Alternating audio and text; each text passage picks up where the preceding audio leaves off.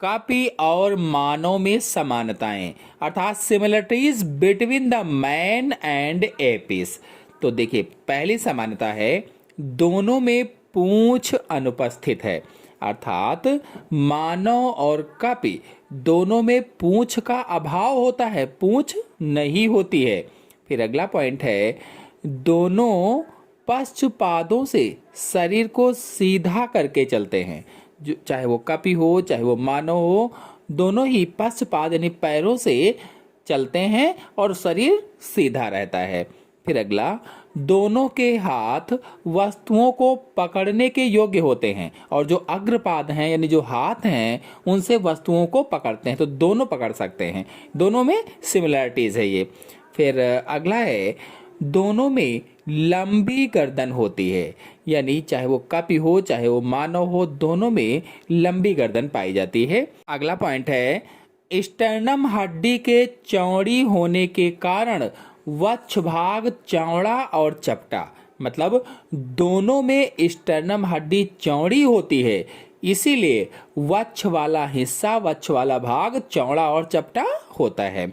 फिर अगला पॉइंट है मस्तिष्क और कपाल गुहा का आयतन काफी बड़ा, यानी दोनों में चाहे वो कापी हो चाहे वो मानव हो, मस्तिष्क के प्रमस्तिष्क गोलार्ध बड़े बड़े होते हैं और कपाल गुहा का आयतन भी काफी बड़ा होता है।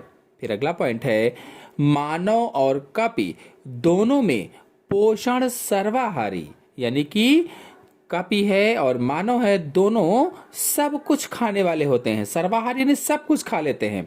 फिर अगला मादाओं में मासिक धर्म, यानी चाहे वो मादा कापी हो चाहे मादा मानव हो, दोनों में मासिक धर्म, मतलब दोनों में मासिक धर्म पाया जाता था। फिर अगला पॉइंट है नेत्रों में शलाकाएं और शंकु दोनों में ही उपस्थित थी, शलाका भी और शंकु दोनों में, कापी और मानव दोनों में पाई जाती थी। फिर अगला लंबर कशेरुकाओं की संख्या कम, यानी जो लंबर कशेरुकाएं थी ये 4 या 5 केवल पाई जाती हैं। फिर अगला चेहरे की पेशियों द्वारा भावों को व्यक्त करने की क्षमता का विकास, जैसे प्रसन्नता, दुख, क्रोध, विस्मय, हंसी आदि भाव चेहरे की पेशियों द्वारा प्रकट कर सकते थे, चाहे वो कापी हो चाहे मानव हो, यानी मैन हो या एपिस हो। फिर दोनों गृहस्थ जीवन का पालन करते हैं, मतलब वो कापी हो चाहे मानव हो, दोनों ही गृहस्थ जीवन का पालन करते हैं। अगला पॉइंट है दोनों के हाथ वस्तुओं को पकड़ने के योग्य थे, यानी हाथों से वस्तुओं को पकड़ सकते थे, चाहे वो कापी हो चाहे मानव। तो आशा है आपको वीडियो समझ में आया होगा। धन्यवाद।